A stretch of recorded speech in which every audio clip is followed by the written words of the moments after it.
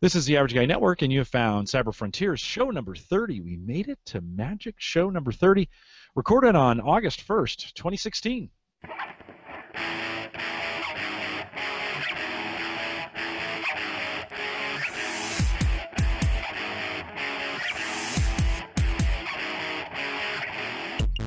Here in Cyber Frontiers, we explore cybersecurity, big data, and the technologies that are shaping the future, all from an academic perspective. I'm your host, Jim Collison, broadcasting live from the AverageGuy.tv studios here in Bellevue, Nebraska. And, of course, we post the show with world-class show notes out at the AverageGuy.tv. If you have questions, comments, or contributions to the webcast, if you'd like to get those in, you can contact me. Just send me an email, Jim at the AverageGuy.tv. And, by the way, I know many of you are listening because our numbers, even though we took most of the spring off, the numbers have been pretty good. They picked right back up where they dropped off. So if you want to interact with us on the show, and I can forward those on to Christian as well, you can just send me that email or track me down on Twitter at jcollison. The AverageGuy.tv platform powered by Maple Grove Partners, both web hosting and media hosting. Get secure, reliable, high-speed hosting from people you know and you trust. The guy's sitting right there in the picture just down below here. And for more information, visit us, maplegrovepartners.com. And WordPress specific, and I think plans for podcasters start at $10. So we'd like you to check it out. Again, maplegrovepartners.com. Cyber Frontiers is a part of the Geeks Network. Find a link to this show and many other great podcasts at thegeeksnetwork.com. Lots of changes going on at the Geeks Network here over the summer and in the spring, the summer and fall. And so we've already lost one of those podcasts. Mike Uyghur has dropped his Apple podcast, and some other podcasts coming on. So you might want to pay attention to what's going on over there. All right. Tonight, we're back for Cyber Frontiers. It took us a week or two longer than we wanted to, but we are back with a lot of talk around IPv6. And Christian, welcome back to the podcast. Thanks. It's good to be back. Good to be in hot summer swing. I mean, most of the week has been high 90s, hit low hundreds last week. So I guess I'm enjoying that. Maybe nothing better than a swampy Maryland in the middle of summer. So yeah, the swamp. The swamp. And then over there with a fixed microphone and hopefully sounding better. Well, Rune, how are you? Oh, we're doing well. Very excited to be a part of the show. Good. Welcome back. Well, we won't have a swampy podcast tonight because I think we got some good stuff to talk about. I'm going to kind of let you guys. We've talked about IPv6 before, I think, if we go back. And, of course, every time I hang around VintSurf, and I got to drop a dime. I mean, I got to do some name dropping right now. If you are around VintSurf, and I get to see him once or twice a year, and you mention IPv6, he will absolutely talk to you for an hour about it. So it's always a great opportunity to spend time with him. So that's how I lure him in to spend some time with him. But Christian, bring us up to speed for those folks who don't know what's going on with it. Bring us up to speed on what's going on because it's a new thing, but it's not really new. But pretty soon we're all going to be on it, right? It's so new, it's old, right? We talked about this in 2015, maybe on some of the earlier shows. I think we had we talked a bit about what makes the technology. We're going to really get an academic perspective of that today, and Runa's going to walk us through that. But yeah, the statistics around IPv6, somewhat the same. In 2016, though, the adoption rate, which is what everyone cares about, hit 10% worldwide, which sounds kind of negligible. But actually, Google, probably at the will of VintSurf, hosts a world map of statistics showing where the IPv6 adoption rate is. And it looks like the United States has hit a 30% IPv6 adoption, which is significantly higher than what I was expecting. Now, outside of the US, that number is very, very, very negligible, which is probably why we're getting 10% overall worldwide. It's interesting to see that most of your government enterprise is getting on board with IPv6, but residential connections are not getting those addresses still. That doesn't seem to have changed all that much since we last talked. But the technology and the ways in which it interacts with the old stack and the new, I think are going to continue to be relevant, especially as we move into cloud data center solutions that are using SDN routing. I think there are some pros to having an IPv6 network take advantage of those technologies. But we're also going to look at it from a security perspective. But that's really kind of the snapshot. Here's where IPv6 is in the marketplace. But we want to go back a little bit and really cover some of the academic fundamental grounds behind the technology itself. So Christian, you mentioned that some of the residential aspects have been slow on switching to IPv6 v6. So what about cell phone carriers? Yeah, cell phone carriers is interesting because I think, gosh, I want to say my cell phone has shown IPv6 addressing from time to time. So I know that cell carriers are doing it. I don't know at what rate they're doing it, but definitely a step up from where your Verizon Fios cable into the house. I believe they're farther along. There are two networks I want to say in particular that have adopted, but I'm a bit fuzzy on it. Maybe T-Mobile, from what I remember. But yeah, that's actually, it's interesting, right? Because when you think about what types of devices really comprise the Internet of Things and would require that type of address space, cell phones is like one of the no-brainers. These are the types of things that should be in an IPv6 network. But yeah, okay, so I'm right. So T-Mobile, their IP traffic for V6 last year had exceeded 53%, and more than 66% of connections from Verizon Wireless went over IPv6. So those are the two carriers who are really doing it. AT&T is almost at 50%. So yeah, you're seeing a lot of the U.S. telecom carriers adopt it. That's probably why the U.S. numbers for IPv6 are so much dramatically higher, is because they have strong support from the cell carrier network, in addition to the fact that the government now requires, has, but they've fully rolled out at this point, complete IPv6 compliance across all federal government websites and so forth. So from that perspective, our country is at a specific, farther track in that implementation, but I think that's largely in part because of the pushes that have been here locally to make that happen. Well, but we know that carriers don't change unless there's a financial incentive, right, in some way. And so the financial incentive is they can add more people, right? They can add more devices. They can make things available. It sounds like we're to that tipping point in the United States where that's a necessity, right? We ran out of IP addresses. They can't assign any new ones. They can recycle some of the ones they have. But are we to that tipping point, Christian, where it's starting to make financial sense? Like, hey, if we're going to bring on new and more customers, we got to have 6 up and running. Otherwise, we just can't support them, right? Yeah, and not just from that perspective, but humorously enough, the implementation of IPv6 on a scale, at scale, is a lot more power efficient than IPv4. So over the course of the cycle, from both a consumer perspective, using battery life, and the carrier network, they're now going to be saving pretty substantial power savings as well. So there's definitely an economy of scale that goes with the technology, as well as being able to fit more customers in, more types of devices, et cetera, et cetera. Right. Also, if you look at the security features, which we'll get into specifics in a little bit, IPv6, the things that are built into it, it's a lot more secure than IPv4 was initially, before everybody started developing security solutions for it. So there's also that aspect. But Varuna, I don't think the average carrier cares, to be honest with you. They want it secure enough for their own so they don't get in trouble. But I think, and maybe we could talk about this as we get a little bit deeper in here, I don't know if that's a huge motivator for them, because there have been no massive breaches on phones for the most part. You just don't hear that. Has it happened? Sure. Has it been massive like Target or Sony or, right, when we think about those massive breaches? So I just don't think they have an incentive. It's great that it's got some additional security stuff in it, and I know Vint would tout that a lot, but there's right now the public wouldn't be screaming. The American public would not be screaming for some of those things. They're there, and we're going to talk about them, but I just don't think that's as an incentive. They want to get handsets or whatever devices in the hands of people, and they can't do more of them until they physically get these addresses. So I think that's going to drive a lot of the growth.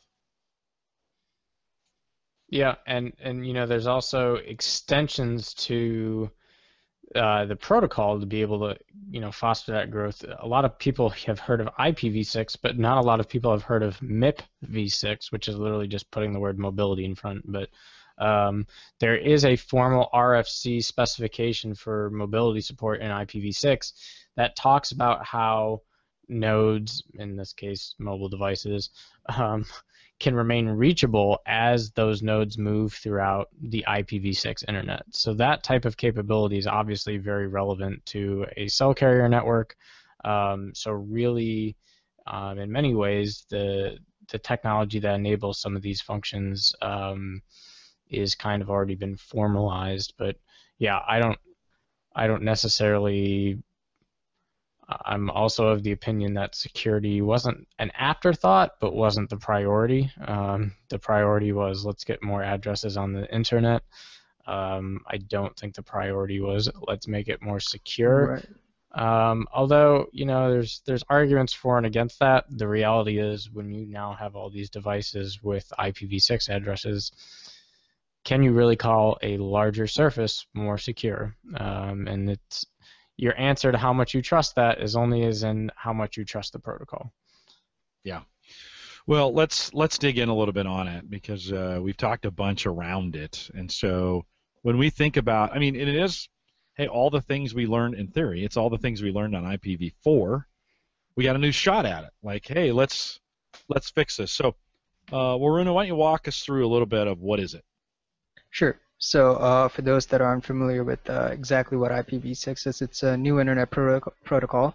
Right now we're on IPv4. So essentially, what we have is we have an address that is 32 bits, and IPv6 would be 128 bits. So what that essentially allows is for more addresses, and it would get rid of some of the issues regarding reassigning addresses and running out of them. We would actually have enough addresses, I believe, for each person to have something like 4 billion devices. So it would, rather than having, say, like an enterprise all route through the same IP address, now each individual device could have its own IP address. Now, with it comes, again, there is the fact that, there's security issues, there's uncertainty regarding it because it is new technology. But its overall goal, like you mentioned, is to get as many devices as possible connected to each other rather than through a router or through a secondary service. And so tell me more about how that routing works. Where's the routing from, let's say, internet service provider layer down to the consumer layer? So right now, if you have a router, there's in your home you have private IP addresses. So your computer might have one, your laptop might have one, whatever, your tablets, your phones. And through your router you have a public IP address, which is what's viewable from the world. And and what IPv6 would do is, rather than go through that system, each device would have its own IPv6 address that is visible to the rest of the world. So you would no longer have a method where you have to go through one service or another to get to a device. You would have direct access to it. And that's one of the bigger advantages of IPv6. You would no longer have to tunnel through different services or different machines to get through but to your you destination. Could, right? I mean, you still could present Yeah. a public IP address and then drop that into a sector where you might have private IP. I mean, the beauty of okay, so I won't, you know what I mean. The beauty of it was that you had these non-public addresses that you could assign into a home network, which a lot of us guys did, right? We created 192.168 addresses. Does that same thing exist in IPv6?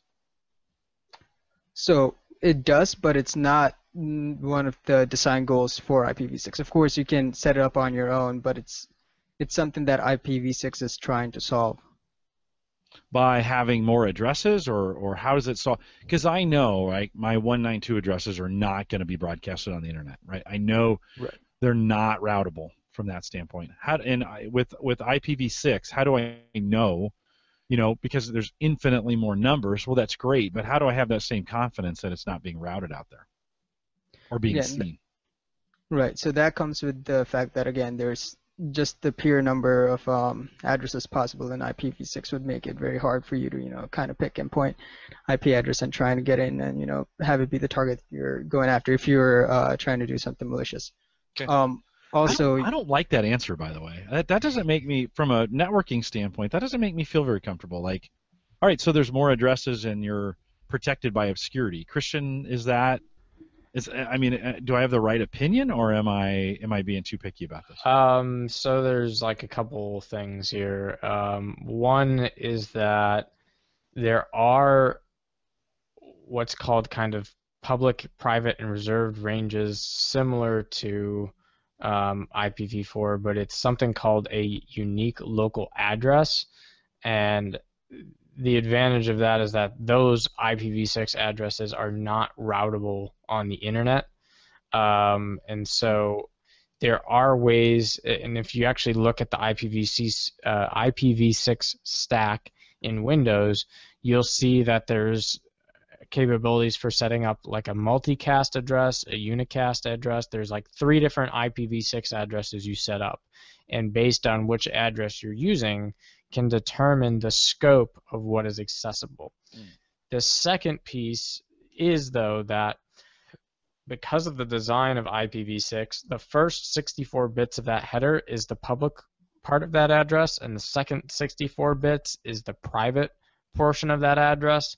And so, yeah, when you're putting a device out there that has that type of address, yes, technically, if you know the address directly, you get to the address directly, and that's where the security through obscurity, or in this case through the size of the domain, really can come into play. But there are ways, obviously, to run an IPv6 local cast network, we'll call it, that is separate from the internet.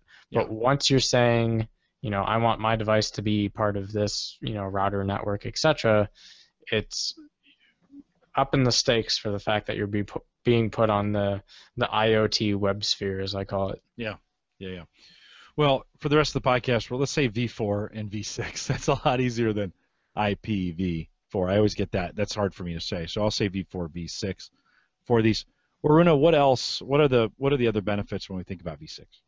Right. So IPv6, like I mentioned, there are some in terms of a security perspective, there are some benefits. The first benefit is IPv6 trims a lot of the in terms of the packets, it trims a lot of the access information from IPv4. So overall, the packet size is a little bit bigger just because the addresses are larger, but a lot of the excess information that's in IPv4 packets are actually removed. So efficiency-wise and security-wise, it's faster, it's a little bit safer.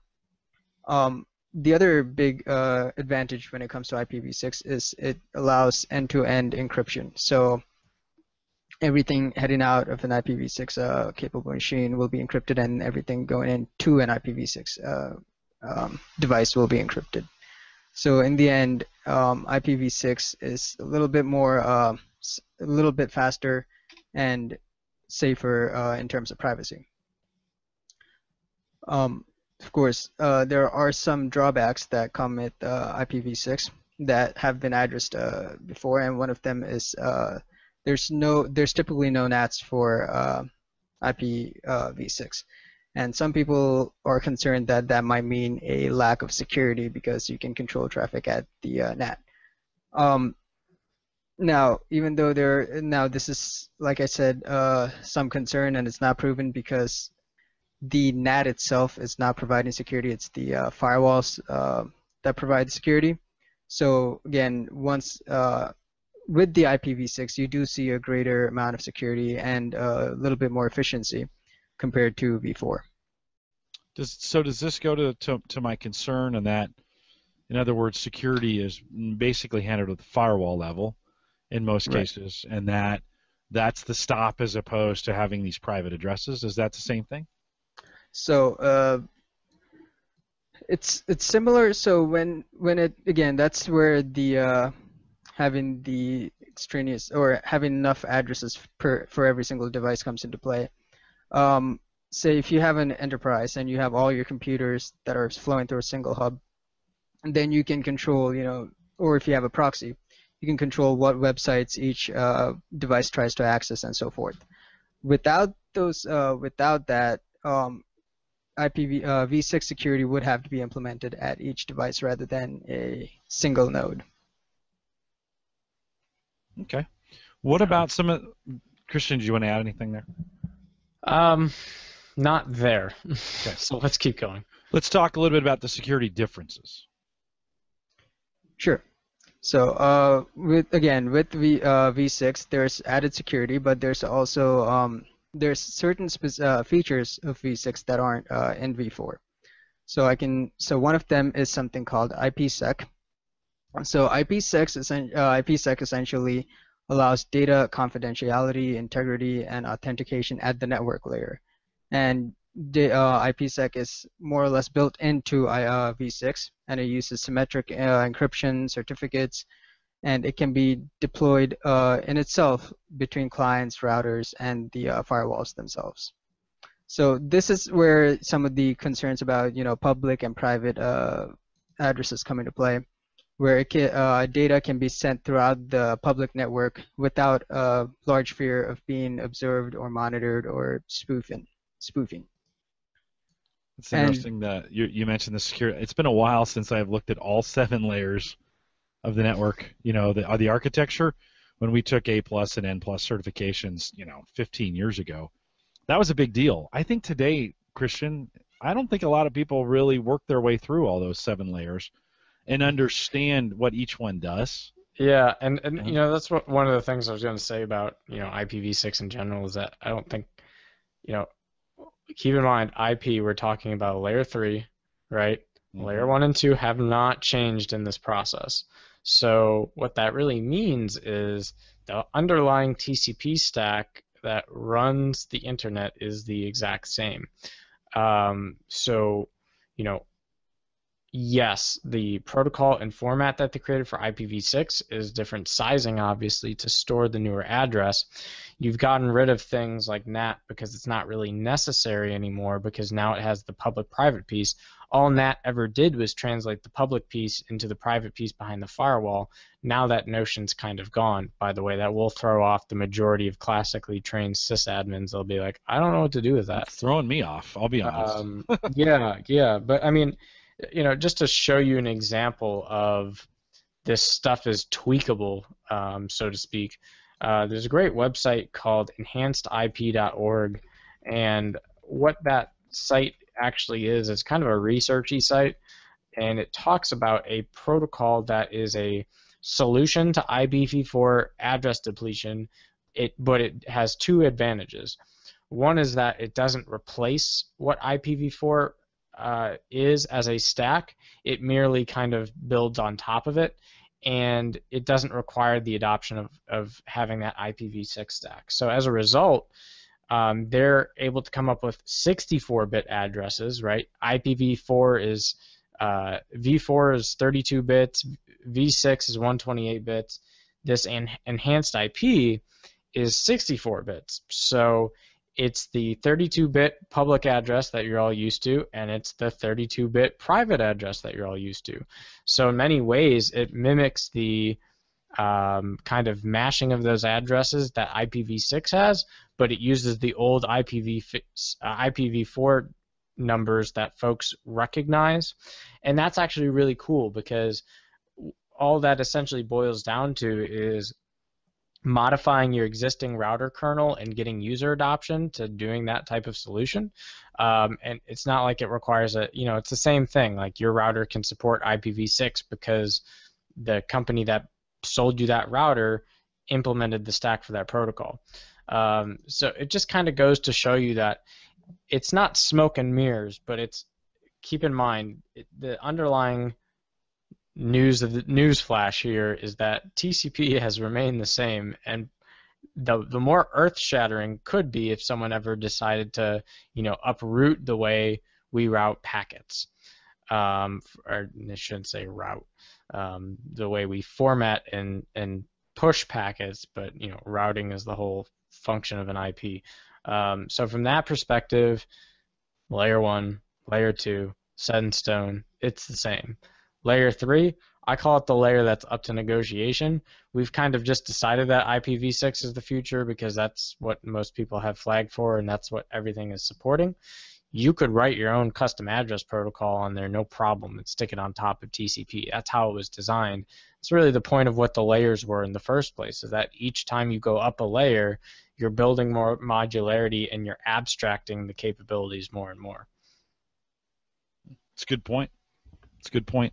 When we think of, or when we think of the security or the end-to-end security or the security pieces, talk a little bit more about what we get with that. And by the way, Christian, your explanation of one half is public and one half is private makes a lot of sense to me now. So all of a sudden it's like, oh, okay. I mean, I know that's an grossly oversimplification, right? But I think for us average guys, I think that's like, oh, that's okay, it. That makes sense. Yeah. So keep going, Oruna.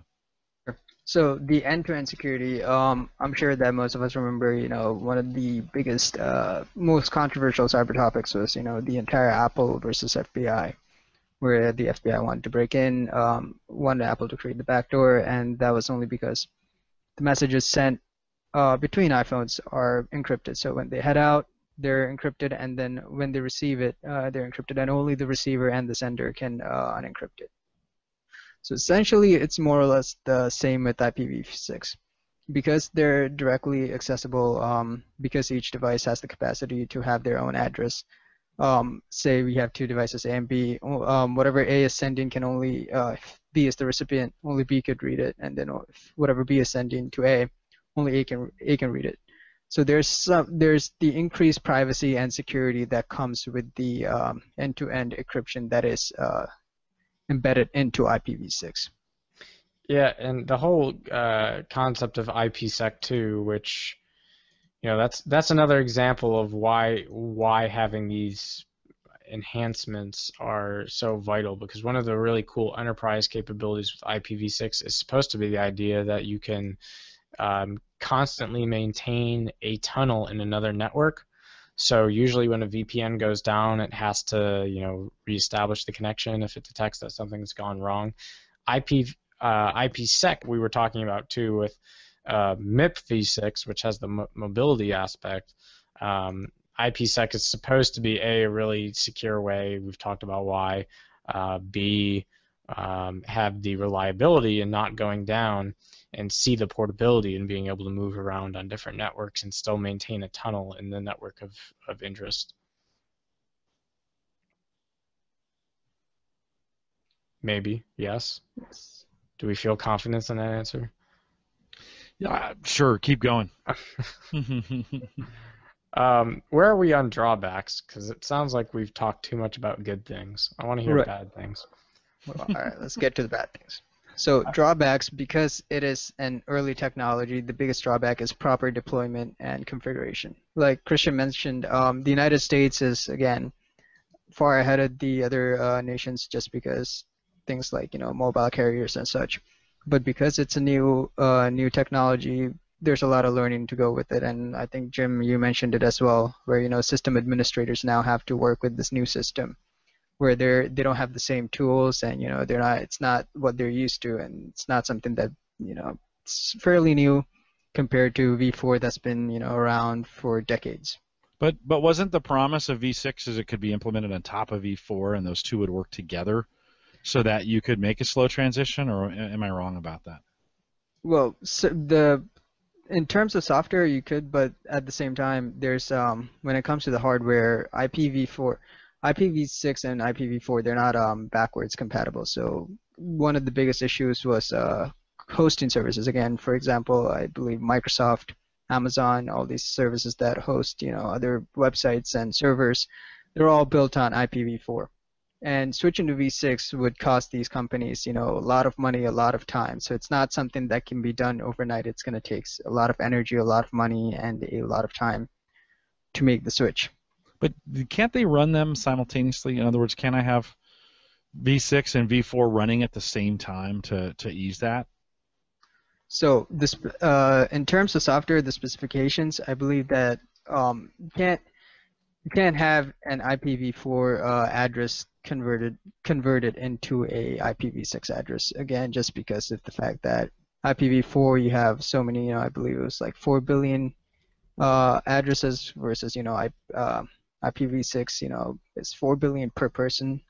It's a large difference in the number of addresses themselves, so it's not something you can easily convert back and forth. So yeah, it's not that you're converting it though, but there is a middle layer called 6 to 4 that allows you to take traffic that exists on a v6 network and throw it over a v4 network. And so there's a way that that protocol maps those address spaces without having to explicitly configure tunnels to do that. And so if you look at the stack for Windows and other kernels, you'll notice that 6 to 4, even in Windows, is like its own driver. So technically, if you hit a v6 only site and you can get your router to give you that traffic, if your box is a v4 only, there should be ways to use 6 to 4 tunneling to actually push that down and push a response back out. But yeah, you can't physically have a v4 address run in a v6 stack just because the TCP specification for how those packets are crafted are different based on whether you're talking v4 or v6. So Christian, I have a modem that's sitting up on the wall that is handling. That's my one IP address, right? My one public IP address. Sure. Everything's 192.168 behind the firewall here. Yep. Cox decides to go IP6, right? Or they go v6 on us, and they start making the changes. I'm assuming, v6 is anything new. A lot of the new equipment that's out these days is built to support v6. It's got the protocol in there. If I just changed over to v6 so I could basically translate the data that's coming across from Cox, does that break my internal network at this point? Do I have to implement everything v6 internally? Or is that NAT? Well, traditionally, we'd rely on NAT to make that happen. How is that going to come off my modem and make its way in and route through my own internal network, or is it? Yeah, that's a good question because the way I've seen it, if your provider starts supporting it, I've only seen setups where you get both IPv4 and IPv6 addresses. So obviously, if you have legacy v4 addresses, it's still going to go through the v4 IP that they're giving you. If they were to give you a v6 only address, that might look a little different. And I think the answer to that is the router has to support 6 to 4 tunneling, where it internally maps the traffic it gets back from the v6 router into what's going on in your internal network. So the router still has an understanding of both stacks and can communicate both, but it has to do some internal mapping to push that down and push it back up. But yeah, your older devices would still see the router with its v4 address, and then when you get to going out to the public internet, if it has a v6 only link, then it has to be able to translate that back and forth. Are they deploying routers that do that? I think so. That would be a reasonable assumption. Consumer stuff always gets a little funky though, so cautiously optimistic. I know there are some, I think either Cox or Comcast is one of them that is providing v6 addressing, so it's probably not that far off. Yeah, but it just seemed to me that we're going to have to get really good at for v6 to really take off. Like, I think the enterprise can do this, right? It's got paid administrators. These are guys who pros. They're IT pros. They've been talking about this. We have v6 day, around the world. We've been talking about this for years now. I don't think the enterprise, when it's ready, I don't think the enterprise will struggle to deploy that. Like, one night things will shut down. Their PCs will come back online. They'll get a v6 address. The internal users won't care, because they have internet, they're connecting to their mission critical systems. Right. Voila, right? I think the enterprise is going to be easy, but it's getting consumers to change, right? That I think is going to be the problem. Now, in a lot of cases, maybe not. A lot of consumers just connect to their wireless router and don't care. Right. So it's one change, new DHCP address. Right. Addresses come out, v6. They don't care. They don't even know. Right. So maybe I'm making a big deal about nothing. Yeah, no, that makes sense. I think the average user might not notice, especially if it's like on your phone, for example. Perfect example of how I bet your phone cell carrier could just flip overnight to V6 only, and Wouldn't you would care. be no worse for wear. But Yeah, nobody connects to these, right, yeah, for the most part. And yeah, if they do, they're doing it over Wi-Fi, not over networking, right, right? So that's the perfect stack. You know who I think has the most trouble is guys like me who have set up their own internal networks right, to be secure in whatever they're trying to do. They've got their own routers, they got PFSense or whatever, yeah. and they've geeked it out and they've learned V4, and now they're going to have to make some decisions around V6. I think that's the enthusiast is the ones who get screwed in this. Yeah, for sure. And as a random aside, I'm sure the podcast community will love to know that my cat is freaking out that the door is closed, so I'm gonna go let it out. That sounds fine. Oruna, what else? Anything when we think of drawbacks? Anything we didn't cover in that list? Right. So, in terms of, again, this is purely in terms of the security regarding V6 and V4. One of the things about V6 compared to V4 is reputation-based protection. So, if you look at your basic security software, Norton, McAfee, whatever it is, it'll most likely have a database full of IP addresses saying which ones are safe, which ones have been known to distribute malware, and so forth. When it comes to V6, there's very little support for such things, just because, again, not a lot of websites are on V6, or not a lot of it is known. So when it comes to reputation-based security for software vendors, V6 is definitely going to be lagging behind V4 just because of the knowledge gap. Yeah.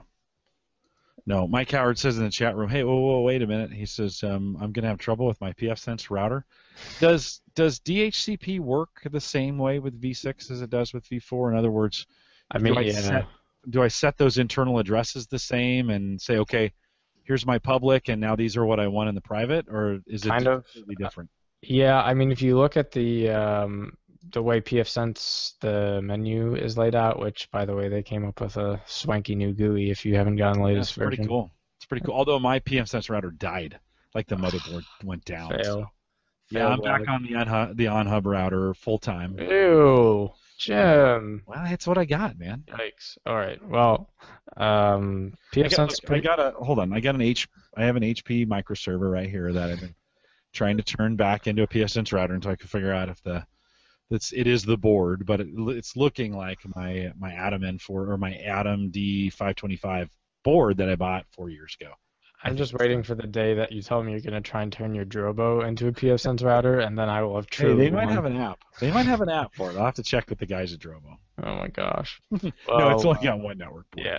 Yeah. But in either case, if you look at the pfSense menu layout, there is two separate routers, a DHCP and a DHCP v6, and it kind of works the same in the sense that it has to broadcast and say, okay, who are my people on this network? The way the broadcasting in IPv6 happens is different. It's not the same type of traditional chatty ARPA or ARP stuff that you see in IPv4, where it's like, is someone on this address? No. Is someone on this address? Yes. Okay, someone on this address. Repeat. And yeah, now you can understand why IPv6 is a bit more power efficient, because it's not like a why are you repeating yourself type protocol.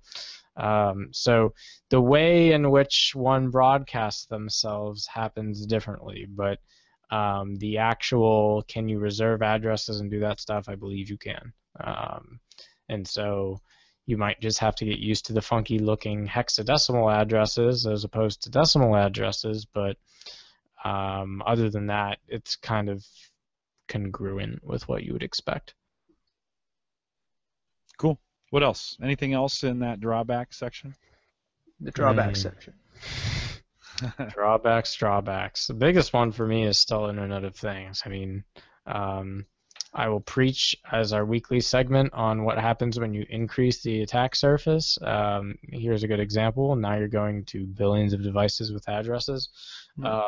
So you're really getting to a place where now it's I don't know. IPv4 is a world of opportunity, and V6 we say is a world of obscurity. But I like to think that there's opportunity in obscurity, as with many other security evangelists. So there might be lines of argument, just like when you register, when you get a block of IPv4 addresses, for your corporation or for your organization, they're all registered, right? So I can go into the AaronNet and see, okay, this block is registered to this organization, et cetera, et cetera. So really, the way I see it, unless we're doing registration different for V6 blocks, which I don't believe we are, I can still go and look up organizations and say, which organization is responsible for owning and administering this set of V6 blocks?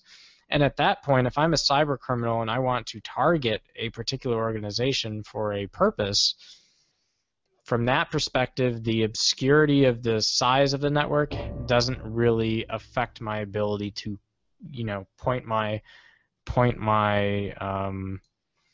cyber kittens of choice towards that network. I think in the spaces that are unregistered or are kind of the expanse, so to speak, yeah, those are a little bit harder. You might kind of wonder what's really going on here, but again, the majority of the addresses that we're talking about here are still registered and tracked and are still leased out in blocks. And I think now that IPv6 is so much more fruitful, companies will be able to get really, really, really large blocks. So it's like, if you want to say, I want to attack the FiOS network, well, great. Go have a field day, because they're going to be really, really, really large blocks. If you want to attack a user on FiOS, great. It's still going to be a really, really, really large block. If you say something maybe more specific, though, like, I want to tackle... How about me? Yeah. Well, what if somebody wanted to attack me? Yeah, so that's the thing, though, right? So you're in one of those types of commercial networks like FiOS or Comcast where they're probably going to be getting lots of blocks. Yeah. I'm thinking more of like your small business organization that's paying for one of these, static lease blocks. Even something like, Microsoft has a lot of cloud addresses, so they're probably not a good example, but most of your Fortune 500 and other types of corporations where they have their own personal blocks, that's kind of the reality in that light, is that those could be more targetable. But I think the social footprint of what enable folks to still discover addresses, I think that will.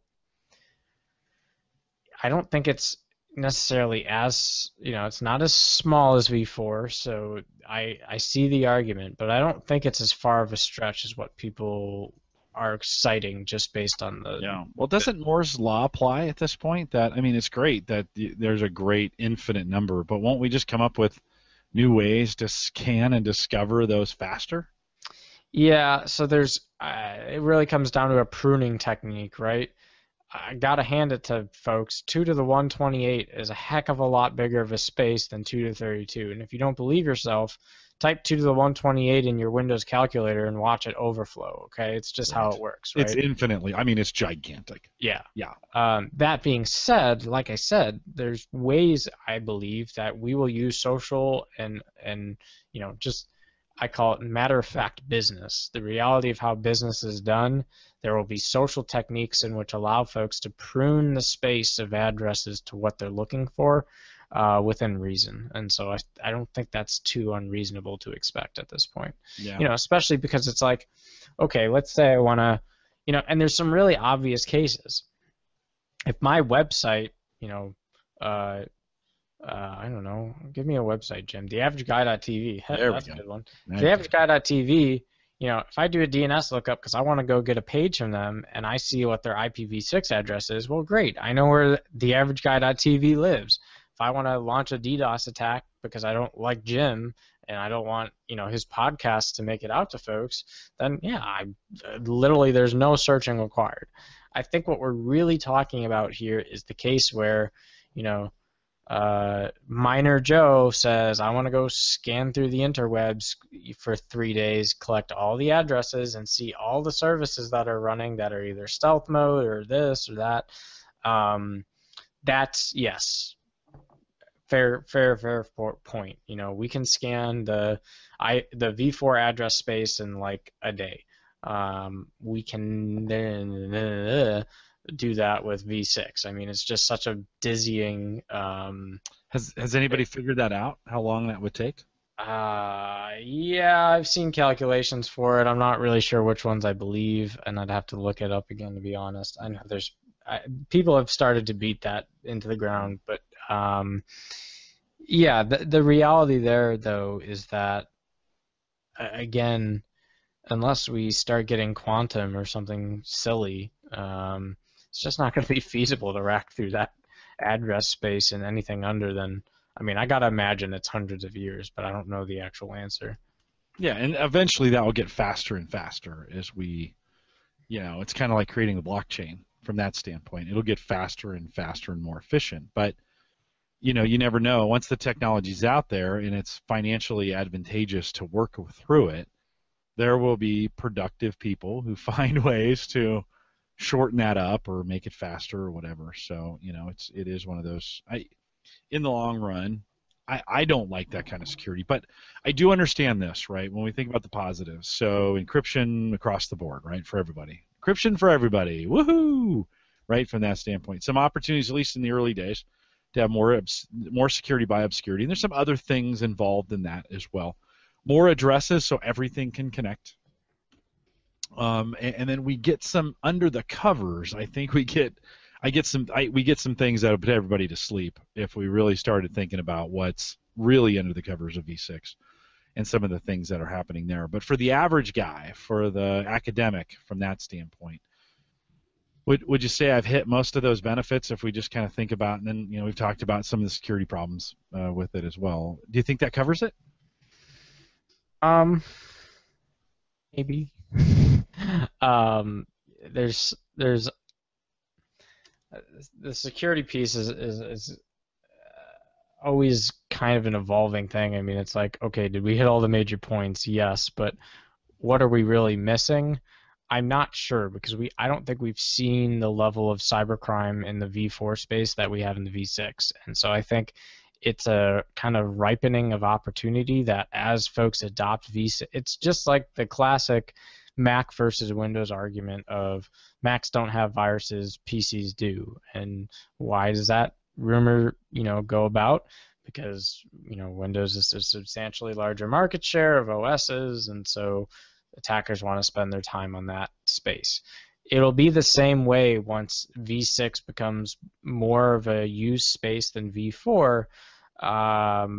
Folks will who are in the cyber criminal arena will naturally want to gravitate towards that. That's just kind of the reality of it.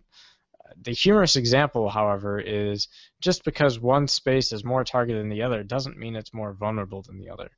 Good classic example is I really hope everyone who owns an Apple device who's listening to this podcast is on iOS version 9.3.3 or later, and whatever the equivalent is on the desktops. Why? Because a recent bug was disclosed, little known, that pretty much you can send an image to any iOS device and start leaking cell phone data, contacts, etc. Literally just an image. All I have to do is know your phone number and send that image to you and let the games begin, so to speak. And so, just because one platform is not more popular than the other says nothing about where the ripening for opportunity is. And so I think we have to wait. We have to sit on the sidelines a little bit more and wait to see how that plays out.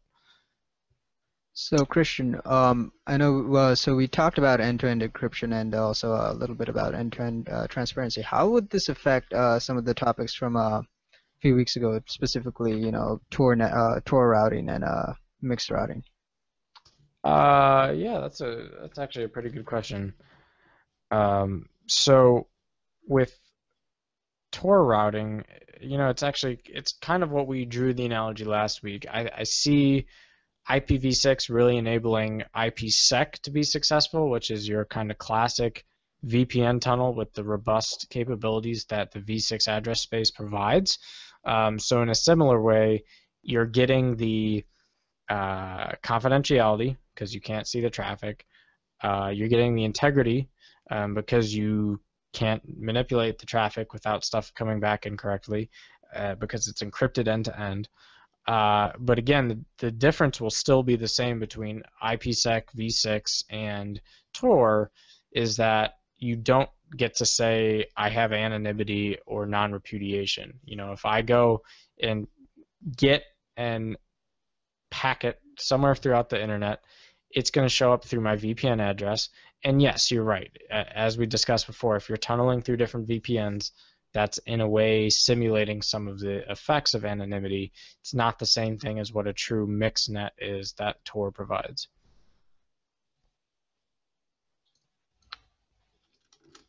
And that's the difference. Boom. Left us speechless. I know, everyone's so excited about that. I'll have to truncate silence when we produce a podcast. So does that mean, am I losing the ability to be anonymous with V6, or are there still ways to do it? Well, I mean, there's still ways to do it. So essentially, that you could run Tor in a V6 environment. Basically, it's just kind of, you're definitely not getting worse off. You're probably getting a little bit better off.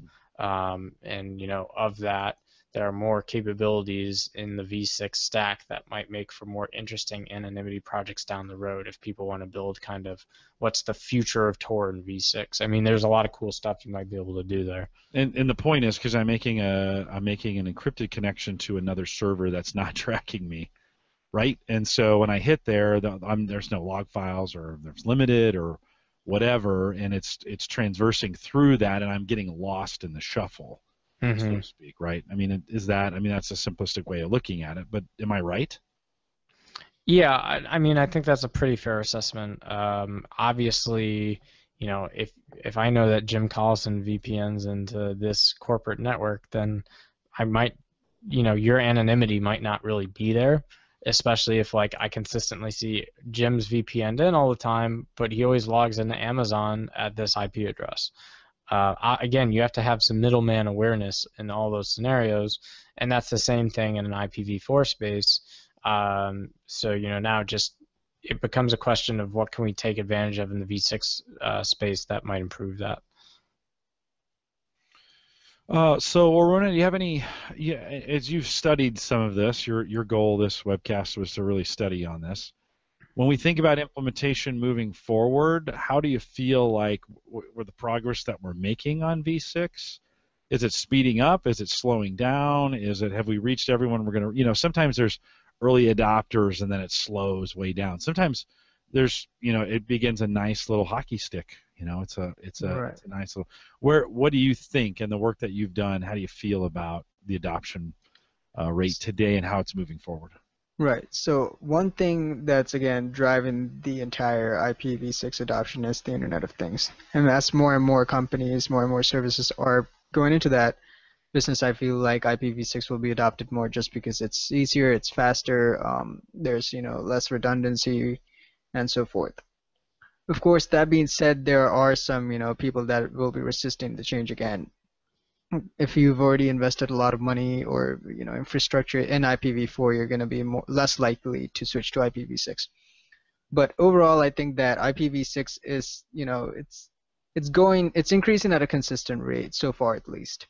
And I hope that I believe that it's going to keep going that way, again, just because of the entire Internet of Things boom that's going on these days. Especially, you have different companies like Google that's investing a lot of money into, products like Nest, and with the entire, just coming home, everything's connected. I believe that that's only possible through IPv6.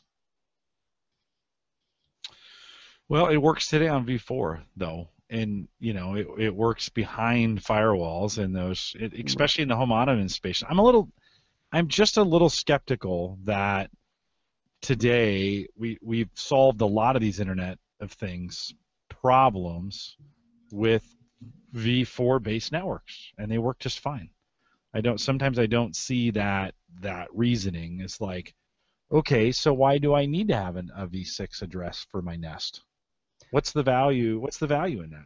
Right. Again, it's more on the side of the fact that how many addresses do we have for IPv4? Right. Again, once you come home, say you have a 10, 15, whatever devices, but it's all on your home network. It doesn't really matter. But Right.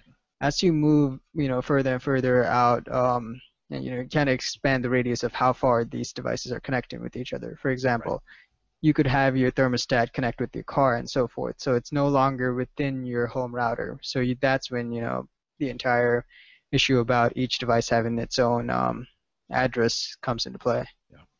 Well, I think you just said it, right? In mobile devices where you're going outside the bounds of your home network, Right, when it right. becomes important. So I think in vehicles, because they're not always home. Wearables, when I think about my band or when I think about my Apple Watch or whatever, those kinds of Right. things that may or may not be dependent on phones. And then the wearables we haven't invented yet. What are those going to be? I think we have a whole new series of cameras, of wearable cameras that are coming. Yeah. That GoPro is just the beginning of what we're going to see when it comes to web-based cameras, and the connectivity to them is going to be so high. So that's a question I have all the time, is like, I don't know if Internet of Things, a lot of times we associate Internet of Things with home automation, and Right. and yes, that's true because these things have IP addresses, but they don't contribute to the internet problem. I could put an infinite amount of IP-driven devices in my home and connect them, not infinite, but you know what I mean. A lot. I could put a lot in the house, and I would not run into an IP problem. But the second I leave the house, right? Yep. I'm out of the network. Yep. And that. Yeah, and that's again one of those things. Right now, yeah, like you mentioned, the Internet of Things is focused around the house, but its true purpose where it's little interaction. So everything around your house. For example, let's say you go out and go get groceries. You start taking the car out. Your house might start reacting to that. Turn on the lights, turn off the lights, whatever. Open the garage and so forth. But that kind of thing, your car can't be on your home monitor, home network. So but it could drill through, right? It could know my home address and then go through. I think it's when we have to connect those devices outside of the home, and the home's not involved at all. In fact, I think the home will slow this move to V6. I think the mobile devices will. And Christian, I would say it's drones that are going to put V6 in the perfect spot as we have all these delivery drones and never thought of that, yeah. Right? Yeah. I mean, we're going to have, I think, years from now, there will be hundreds or millions of them available to us. Yeah. And that's the perfect V6. Like today, V4 can't support that. And cars, right? Cars, autonomously driven cars, I think they're going to have dozens. I almost said hundreds. That's probably an exaggeration. I think they will have dozens of things that report and need their own address in the car. Now, the car could also be this. You could make the same argument for the car that you make for the home, that it could be its own network, and things inside the car could do all their own attaching. But why? Why would you, if you're already mobile, just take advantage of the V6 infrastructure and make that work? So, I think those are two areas that we get: autonomous cars and the drone infrastructure that we're going to create, whether that's military or not.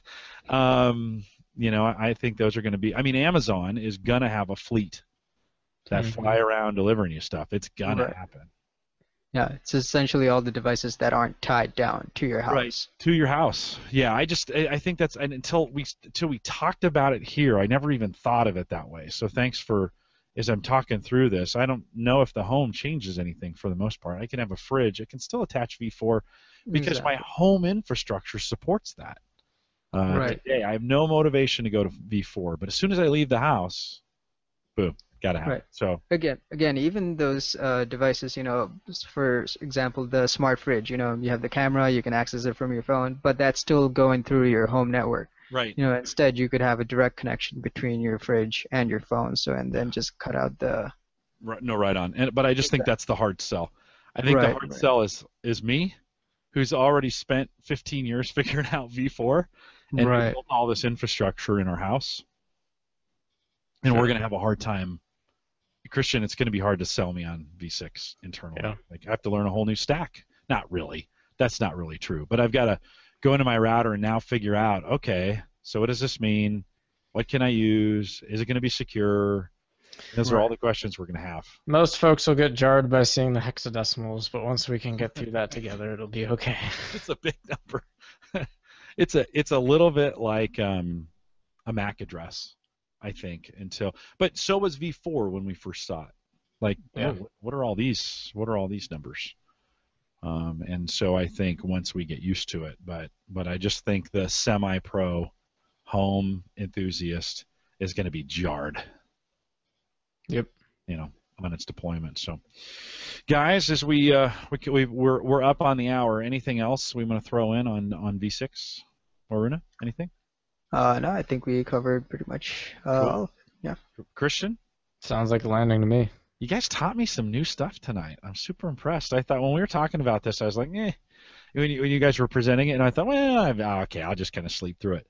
But you guys have really, okay, I've got some things, and it's not like the techie nerdy, but some really good things that I think, okay, how am I going to deploy this in the home? How is it important to me?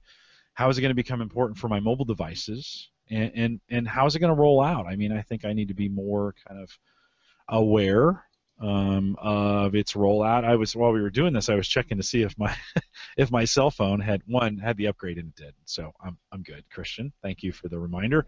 9.3.3. But I wanted to see if I had a V6 address or a V4. Yeah, so that's a good point. Still V4. But it is coming. There's going to have to be a tipping point, right? And I think it's going to be painful. I want to look at mine, though, too, because I'm curious if Sprint has gotten their game together or not. I don't think they have. Actually, since I'm using Project 5, and a few days ago I was checking, and I was on V6, so Sprint might have it. Sprint or T-Mobile, either one. Yeah. But I wonder. So if you're on your Wi-Fi, Jim, and you do an IP check, is it through your Wi-Fi that you get the IP address? Yeah, it is. I think I need to go back in and look at it again, because I have a Wi-Fi address that's given to me here. Right. And I don't exactly know where I've got a MAC. It's given me a MAC address for Wi-Fi, but I could easily shut that off. Maybe we'll do that in the post show. Take a look and see if what Sprint is using. I don't spend a lot of time digging into my iPhone. Did you see, Christian? Do you? I can't figure out how to get it to come up in the Android 6. I need to dig in. I think they hide it from us. I know it used to be relatively easy to find because I've done it before, but it's definitely taking on the inside when I'm Wi-Fi. It's taking a V4 address, right? It's getting one of my 192.168. So it'd be interesting if I turned it on LTE, shut off Wi-Fi. I'll do that while we're closing things out. I will shut down. We'll shut down. And I'm sure for some of those of you who are listening know that you probably know that right off the bat. You're screaming at me in your car right now because you're like, Jim, don't be an idiot. It's this. And so sorry about that. I'm still new to a lot of this stuff as well. All right, we'll shut that off and let it acquire. I do have an IP6 address. V6, yeah. Yeah. And your Android on Sprint? Android on Sprint, yeah. IPv6. Wow, this makes me want to find it. I wonder if you can just go to Google, type in that's what I ended up doing. I couldn't find the settings actually on Android to figure out what my IP address was. So. No, you should just ignore what I said. I turned off my Wi-Fi radio, and now I only have a V4 address. V4. Man. Wah. It's a sad time. I'm pretty sure, and I'd have to do some digging. I'm pretty sure I'm on V4 here hitting the towers in Nebraska. Yeah, but you never know. We're close. We're close to the Kansas City hub, so you would never. You never know. I'll have to dig in a little bit and take a peek at it. But I think that'll cover it for V6. We've gotten a couple Cyber Frontiers in over the summer, and we're back to school now. We'll have to figure out some scheduling during the fall, and maybe not drop off like we did in the spring. But Christian, we made it to 30, so we can't quit now. 30 is the number. There's two numbers that are important in podcasting: 7 and 30. And so we made it. This is number 30. Congratulations, Christian, for getting. And you did hundreds of home tech episodes with me, so it's not. Yeah. It's not like.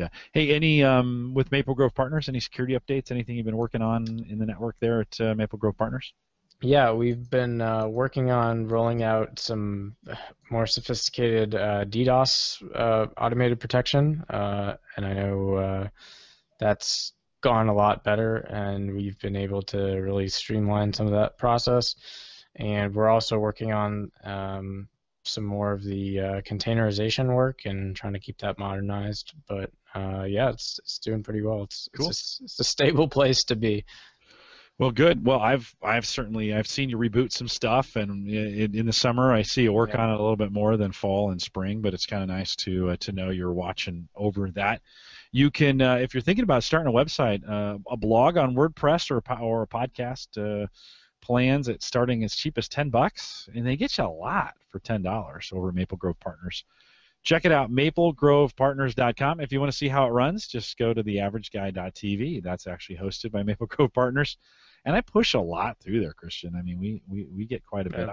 We get a couple thousand downloads plus this Cyber Frontiers out there in Maple Grove, and we do it all. And so if you're interested in doing it, send Christian a note or head out to maplegrovepartners.com. You can sign up right there online, and he has some really slick billing that'll just take care of things super quick, and he gets it set up super fast for you as well. So all kinds of great service, and you might want to check it out. Again, maplegrovepartners.com. I'll remind you, if you want to take advantage of if you're purchasing on Amazon, and who does not buy on Amazon these days, if you want to use the Amazon the Tech Scholarship Fund, the Average Guy Tech Scholarship Fund here at theaverageguy.tv, just use theaverageguy.tv/Amazon, and actually last month was a great month. You guys really supported the network.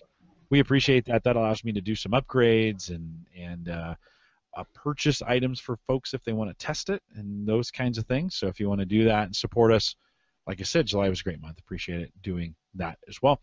If you don't want to do that on Amazon, we do have a Patreon link out at theaverageguy.tv. Look in the right-hand column.